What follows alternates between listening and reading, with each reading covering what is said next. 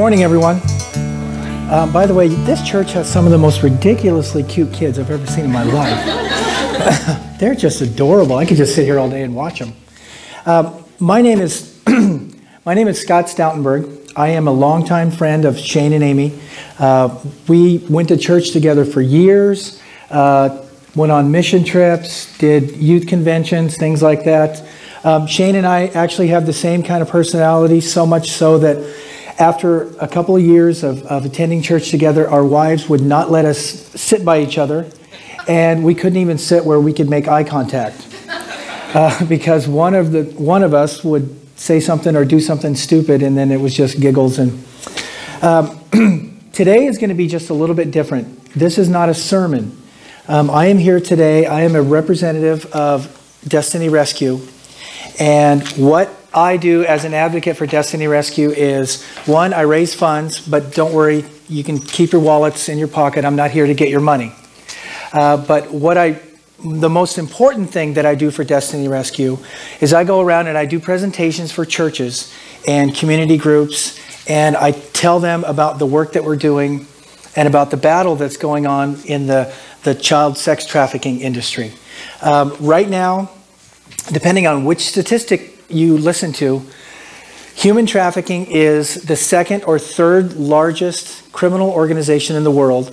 It is the fastest growing. It is a $32 billion a year business, and it's growing every single day.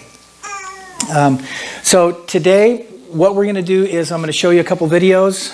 I'm going to talk, but what I really want from you is some interaction. If you have a question, please ask. Just raise your hand. I had the opportunity a few years ago to spend a weekend with Henry Blackaby. I don't know if any of you know who he is, wrote the Experiencing God Bible studies. And he told us some important information that day. He said, you plan out a Sunday school lesson or a sermon, and you may think that's what God has on his agenda, but God may be on your agenda, or you may be on God's agenda. So if you have a question, please ask.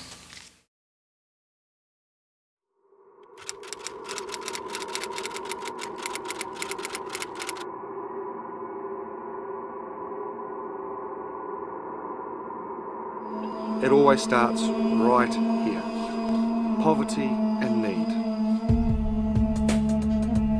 This is the place where most traffickers go, pick women, brought in here in the city and sold to prostitution. This is just a small village. There's 22 families, and 100% of the families here are either dealing drugs or using drugs, or a combination of the two.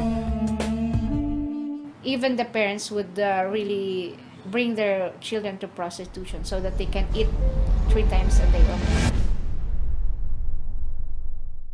I know that's an uncomfortable thing to hear, but I want you to imagine how uncomfortable this precious little child must be feeling right now as they're being forced to do things that children shouldn't even know exist. As my team and I go into these brothels looking for underage girls to help out, I know we all dream of a time that we'll go in and not be able to find young children, but that's not the case today. There are so many young children trapped in the sex industry. Part of our role is to be a voice, but also take the risks and be the ones that go in, find them, and get them out at whatever it costs. All of our guys, we're passionate about getting these kids out. We are prepared to die for this. I mean, we've had guns pulled, we've had guns shot, we've had people show guns, we've had death threats. I just know that if it was one of my girls, I'd do anything. And if it was one of your kids, how far would you want me to push? What wouldn't you be willing to do to get your girls out?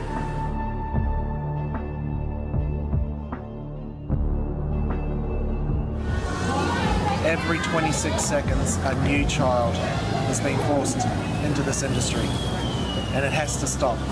And it's only going to stop if good people like you and I stand up and refuse to do nothing.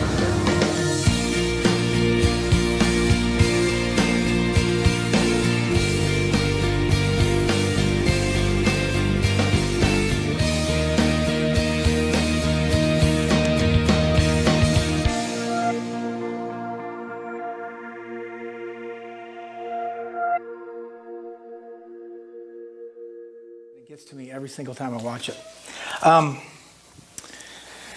The average age of a child trafficked into the sex industry is 12 to 14. 67% of all trafficked children are trafficked by a family member or somebody that they know. 99% of all trafficked children today will never be rescued. The average life expectancy for a child in a brothel is 4 to 7 years. So when we talk at Destiny Rescue, we talk about, we are in a hurry. And the reason is because we don't have time. Think of it this way. It's 11:15 now. So in Bangkok, Thailand, it is 1:15 in the morning. And there is a 12-year-old working in a brothel right now. And their life consists of being with 10 to 12 to 20 customers every single day. I obviously have never had a baby. If I had, I would be a really, really rich guy. But in some of the brothels, if a girl gets pregnant and has a baby, they get 3 days off. And then they have to go back to servicing 20 customers a day. I was having this conversation with my wife this morning. I said, how horrendous would that be? And she said it would be living hell. So we are in a hurry. And the reason we are in a hurry is because children are dying. Destiny Rescue actually started, our founder, Tony Kerwin, the man that was speaking, obviously, as you could tell by his accent, is not American. He grew up in Australia, had a very successful electrical contracting business in Queensland, Australia. And then he went out to dinner with his, or out to lunch with his best friend one day, and God showed up. And his best friend said, what are you going to do with the rest of your life? Are you just going to do this electrical thing? And that kind of led him down this path. At that time, he thought, I'm going to be a giver and not a goer. I'll be one of those guys. I got plenty of money. I'll just be one of those guys who writes a check. Obviously, God heard him say that and had other plans, because a few months later, he was on a plane with his father-in-law, of all people, going to Cambodia to look and see if maybe God was directing he and his family to pick up from Australia and move to Cambodia. While they were in Cambodia, they saw children in garbage heaps eating, looking for food. Poverty over there is much different than poverty here. When people here say that they're poor, what they really mean is they had to wait a week to get the newest iPhone. Poverty over there means somebody in your family is going to die. And so Destiny Rescue actually started as a relief organization. We were not a group that rescued children. And we didn't start in Cambodia, we started in Mozambique, Africa. And because of some governmental things, they moved from Mozambique over to Thailand. And once they got in Thailand, they started hearing stories about all of these children in Bangkok being sold. And so it switched from being a relief organization to a rescue organization. Now, we'll talk probably a lot about Thailand, and my wife gets tired of me talking about Thailand because I took a mission trip there last year. It is my favorite place on the face of the earth. I absolutely love it there. If it wasn't 90 degrees and 90% humidity, half the population of the world would live there. The people are amazing. The food is delicious. I mean, where else can you get 19 varieties of bananas? Or be driving down the freeway and look over and there's a guy riding an elephant. And they love Americans. So it's really weird. But, and what's really cool about Thailand is the Christians there, they are 1% of the population. And they hate the fact that their country is known for this. They hate the fact that their children are being preyed on by evil. After Tony started transitioning into rescuing kids, they had one mission. and their mission now is to end child sex trafficking. We don't want to put a dent in it. We want to kill it. Think of it this way. The youngest girl that we rescued last year was 12. The youngest that they've ever rescued is 5. The youngest I've ever heard of was 1. And that poor little one was used in movies. Tony came up with a saying, and it's kind of went viral and it's went all over the place. He said, we dream of a day when children can go to bed to sleep and not to work. We had 2 things happen recently. And all the stories I give you today are not all going to be Debbie Downer stories. There are some great restoration stories that I'm going to share with you. But I want to share 2 real quick stories with you. Our rescue agents were contacted by a police lieutenant in Thailand, and they had found a girl. She was 13, and she had been gang raped and murdered and found out in the jungle. Our lead rescue agent is Tony's best friend. And it crushed him because he had had a chance to talk to this girl one time. But the brothel that she was sold to, they chain their girls to the beds, and the only time that they're let out is to be paraded in front of a customer. So they had, luckily we have a bunch of counselors, but it hit our rescue agents really, really hard. Kind of lost my train of thought there because I looked at Shane. Yeah.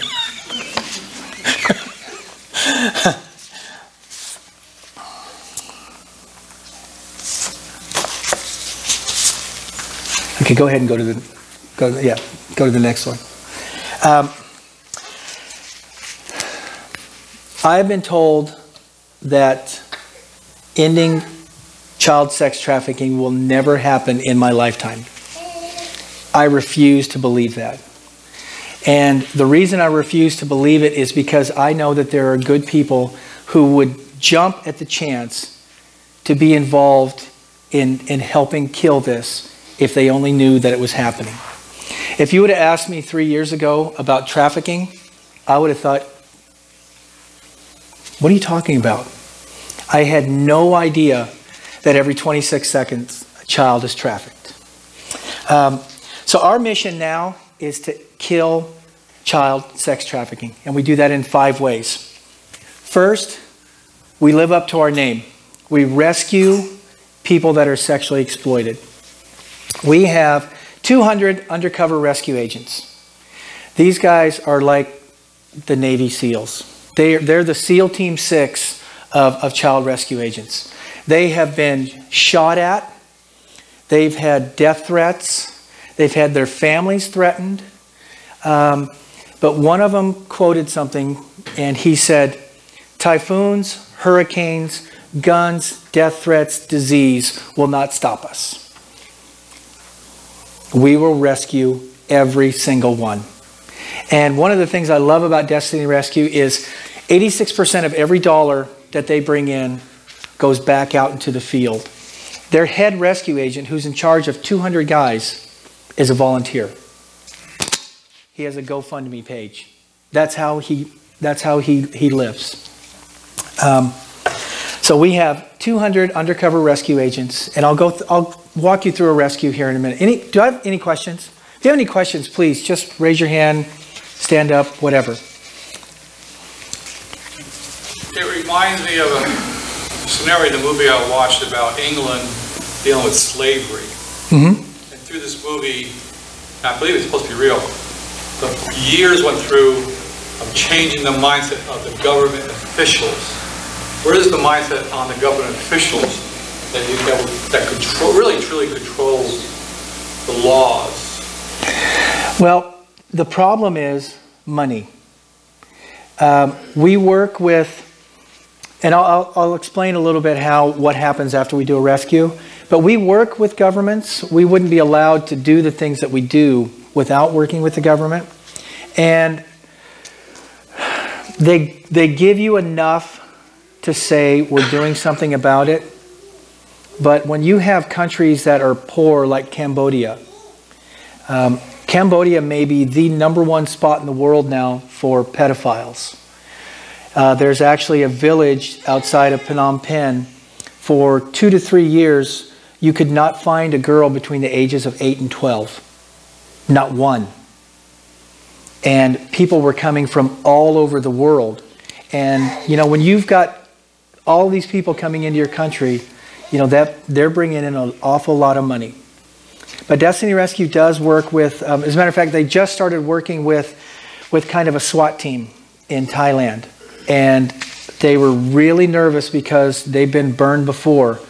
You know, get ready to raid a brothel, and then somebody makes a phone call and you show up and nobody's there. So it's difficult because there's so much money that, you know, it gets spread out. Does that answer your question at all?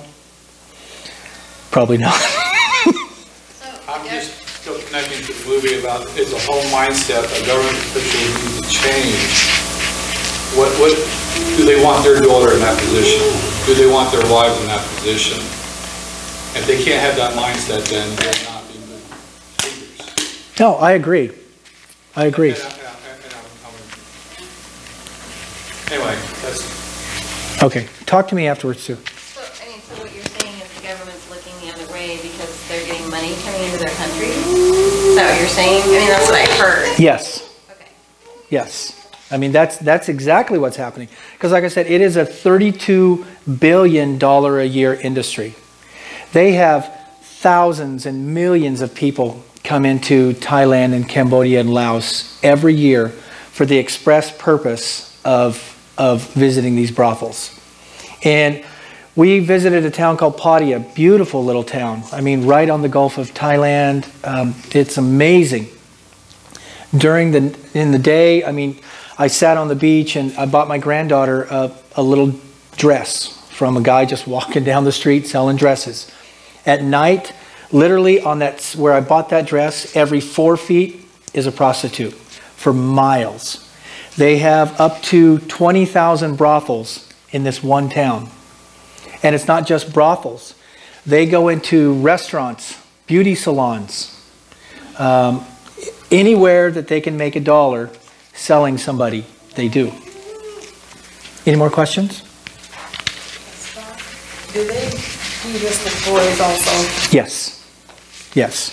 We do rescue, I mean, we will rescue any kid. And we are a Christian organization, and I have been asked in the past, do you only rescue Christians? Well, if we only rescued Christians in Buddhist countries, we would be rescuing nobody.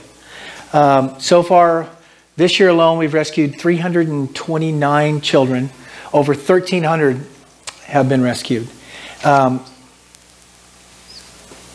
ahead. How safe are Americans in Thailand? Oh, extremely safe.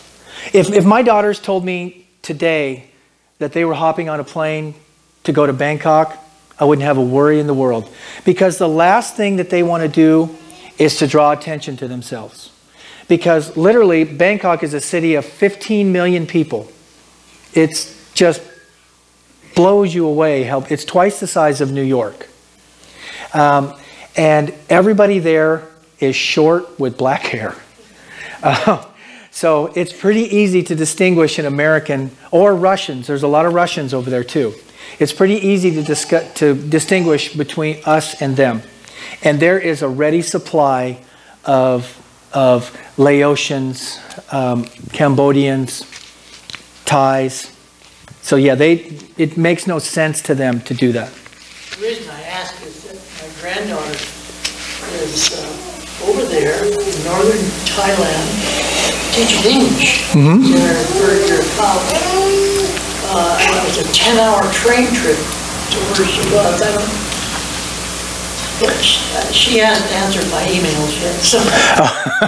Well, part of that could be because of where she's at. She may have to drive a day to get email service. But no, she's fine. they love Americans in Thailand. They absolutely love us, which makes it nice. Go ahead and go to the next one. The next phase after somebody is rescued is they go through a restoration process. We have 27. What? I'm going to. That's my wife. I'm supposed to say yes, dear, now. I will, thanks. After a child is rescued, say we go in and we rescue a 12-year-old. Ideally, you would like to get that 12-year-old back to their family. But the problem is 67% of all trafficked children are trafficked by a family member or somebody that they know. So Destiny Rescue actually winds up raising these kids. They go to a rescue home. They are provided everything that you would provide for your own kids. But one thing, each rescue home has a counselor. So, I mean, and it takes, when you have a 10-year-old that has lived through the horror that they've lived through, it's a process to get them back to being a 10-year-old again. But one of the things that I've heard about the rescue homes, I've never been, I get to go to one next July. One of the things that I've heard is that you don't see a lot of people with their heads down. You see a lot of smiles and you see a lot of laughter. There's a great story about a young lady named Pensri. Pensri was rescued out of a horrific situation. And it took her a while before she could trust again and before she could smile again. But when they go through the restoration process, part of that is they get to learn a trade. And we've got jewelry, like this is something that they make. Beauty salons, we've got salon schools, baristas. We just opened a high-end cafe in Chiang Mai, Thailand. Every single person that works there is a rescue kid. The baristas, the chefs, the hotel, or the managers, everybody that works there has been rescued. So Pansri decided she wanted to work in one of the beauty salons. So she went through the training, started working in one of our beauty salons, worked her way up to management. Just a few months ago, they presented her with her own salon. So now she is not just a rescue kid, but she's a small business owner hiring rescue kids. So the restoration process, wow. The restoration process came full circle. Go ahead and go to the next one. The third phase is protecting those that are vulnerable. And by that, I mean we have amazing prevention programs. My wife and I actually sponsor a girl in Thailand that's in the prevention program. And one of the things that they do is they take away, see, because a trafficker will come to a village in northern Thailand and say, what's your name? Jamie, we have a job at a hotel for your daughter. If we'll give you $30 for her, and she's going to have a great life.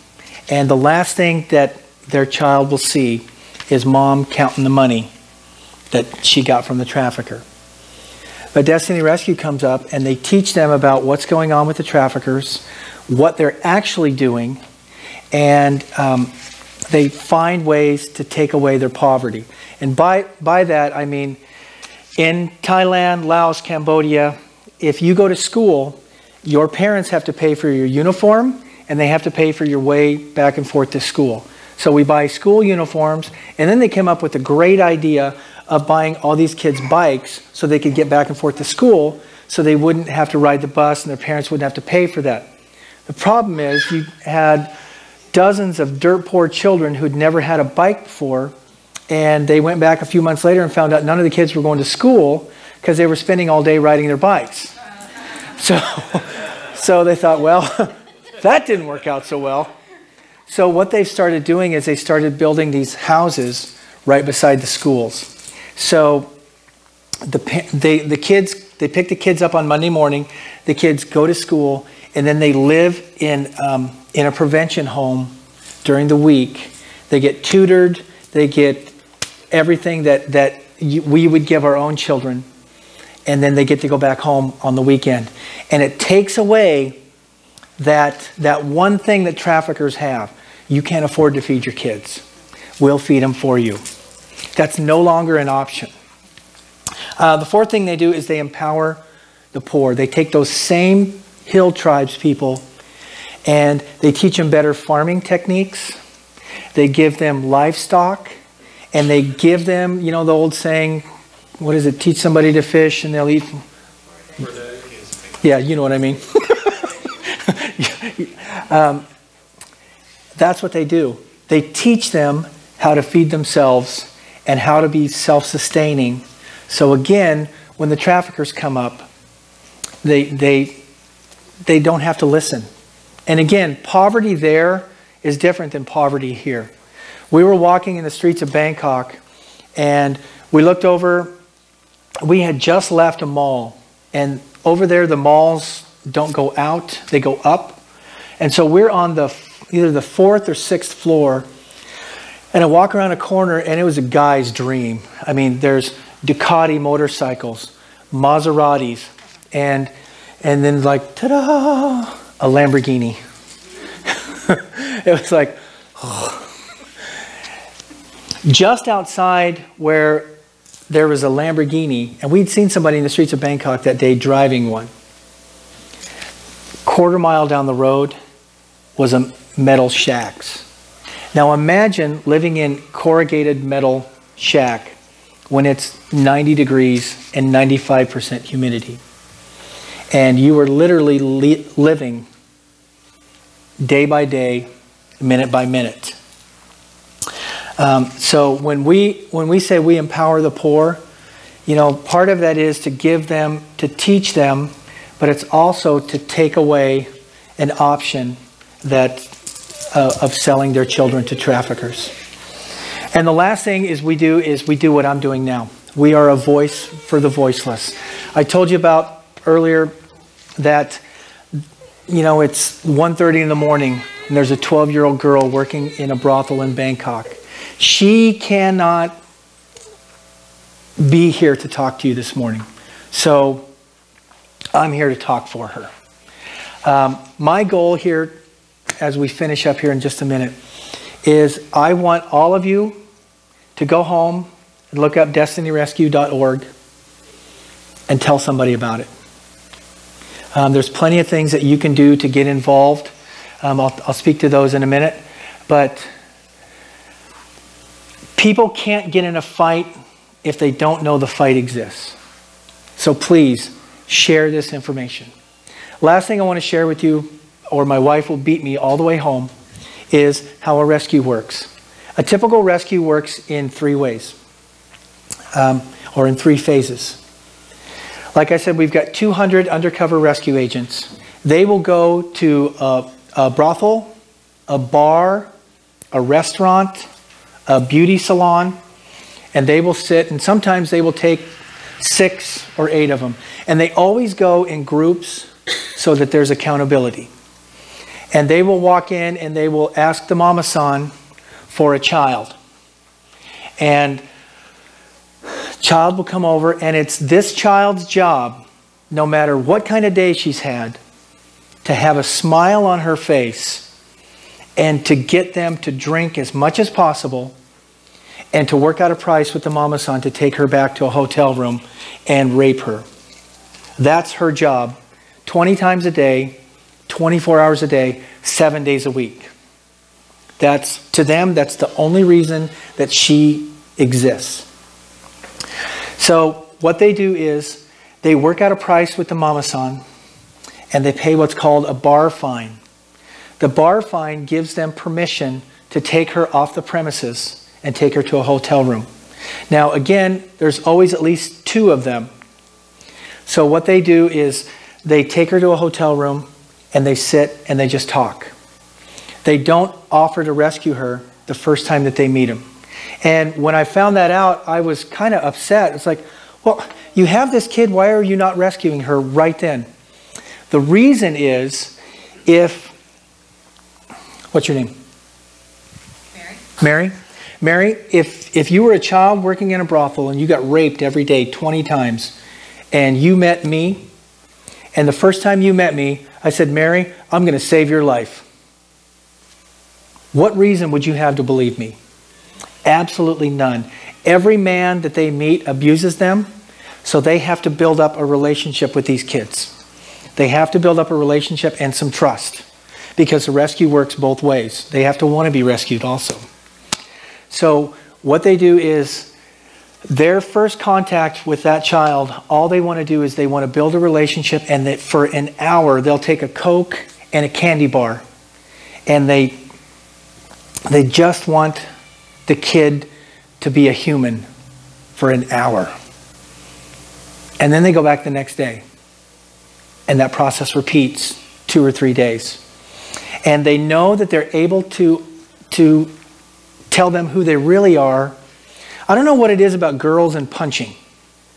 They know when they're able to rescue them, they say the girls will walk up to them and sock them in the shoulder and say, there's something different about you guys. What is it?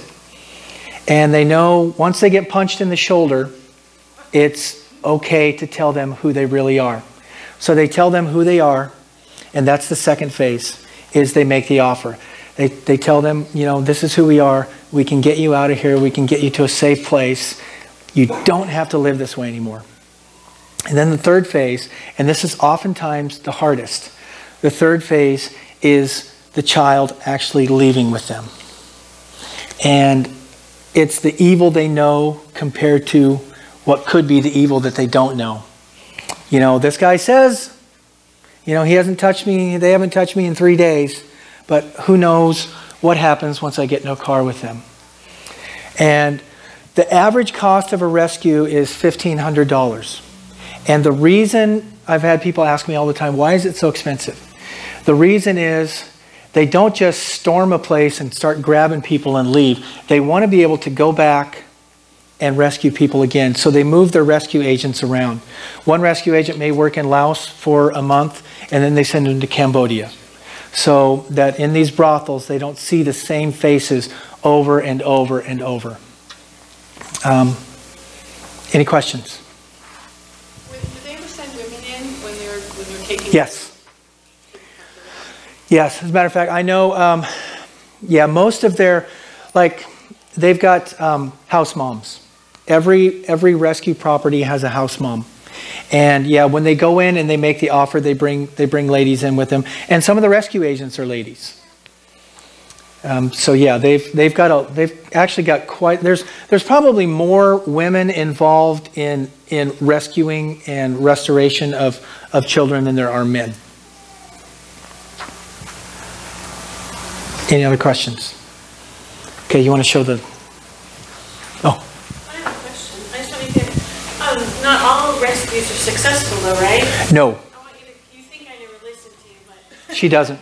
You told me the story a week or so ago about the girl and how the rescue agent was so upset. Tony Kerwin, our founder, got a message, and I just shared with you how a typical rescue works.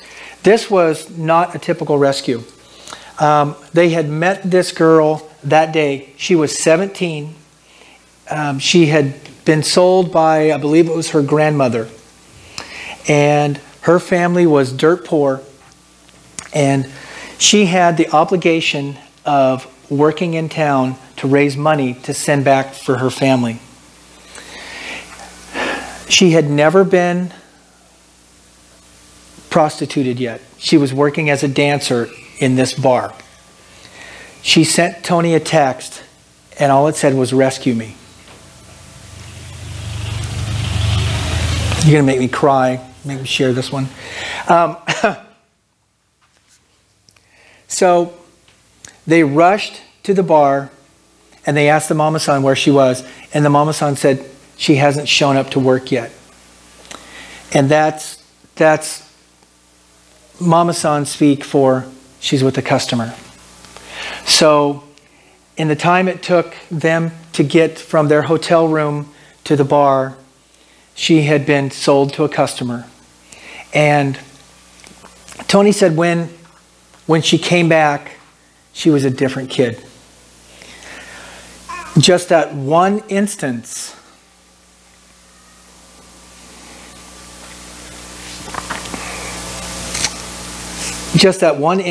just broke her.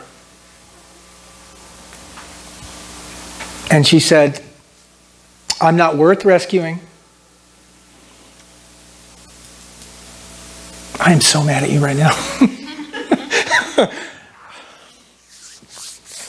And so this 17-year-old who had just asked to be rescued now is still in that bar with those customers. Go ahead, show the video.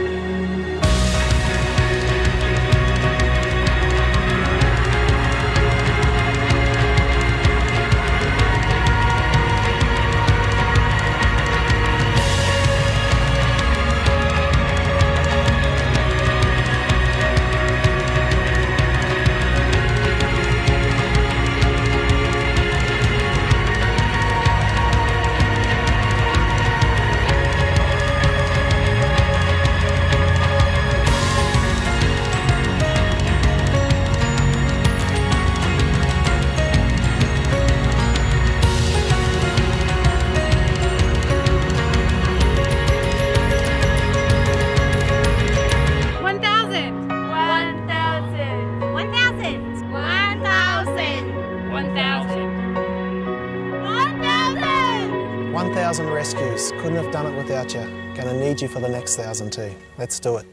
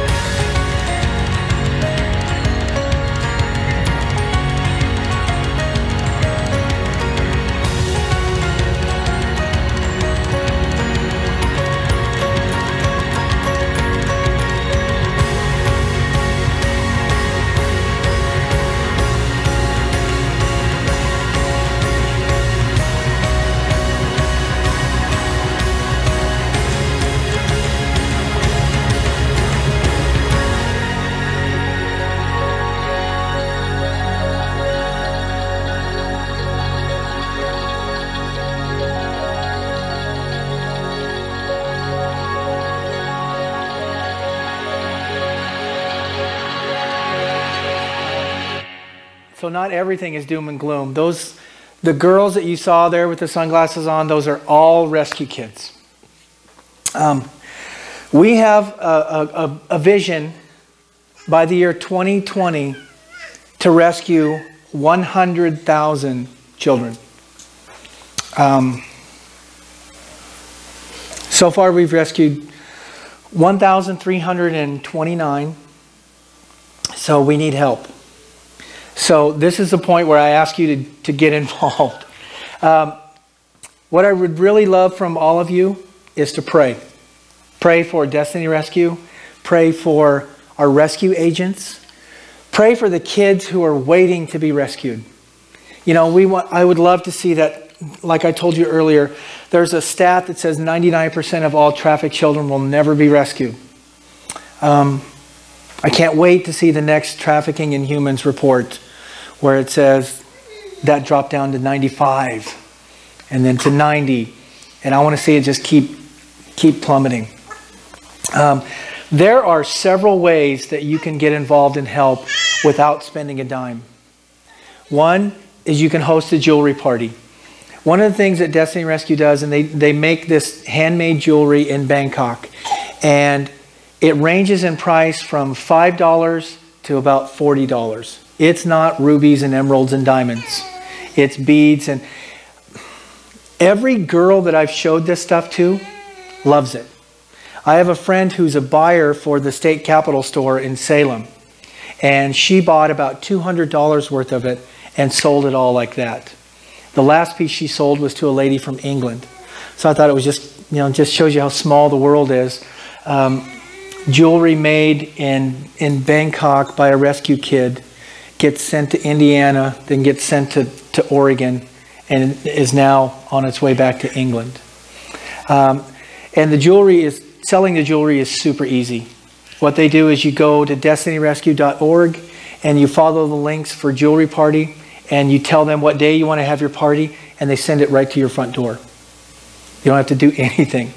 And then you have your jewelry party, and what you don't sell, you send back. And they even tell you that you can take some of the money that you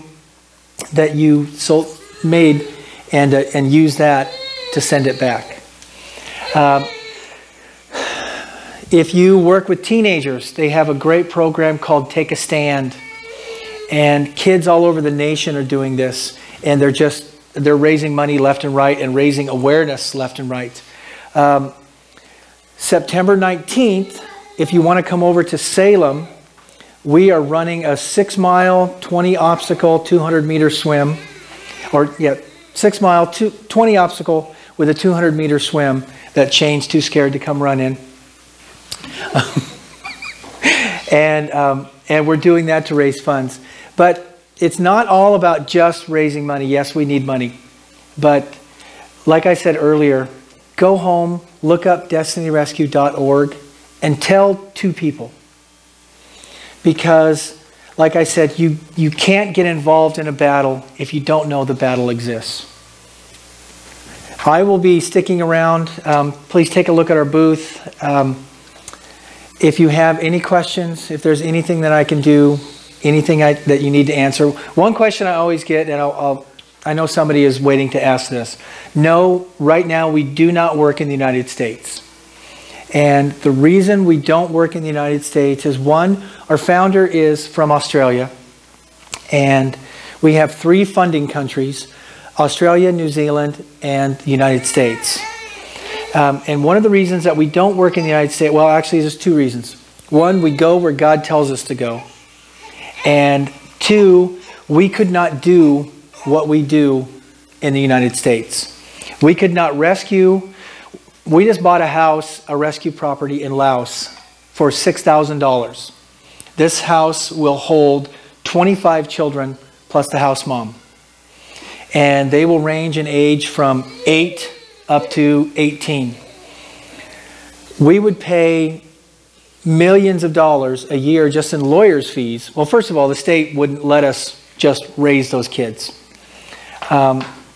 So that's one of the reasons. We just started the beginning of August working in the Dominican Republic. We were asked by the government of the Dominican Republic to please come and start rescuing their children. And right now there's also, from what I hear, they're starting to look towards China. So as of right now, we do not work in the U.S., but if God opens the door and says come to the United States, they would be more than happy to do it.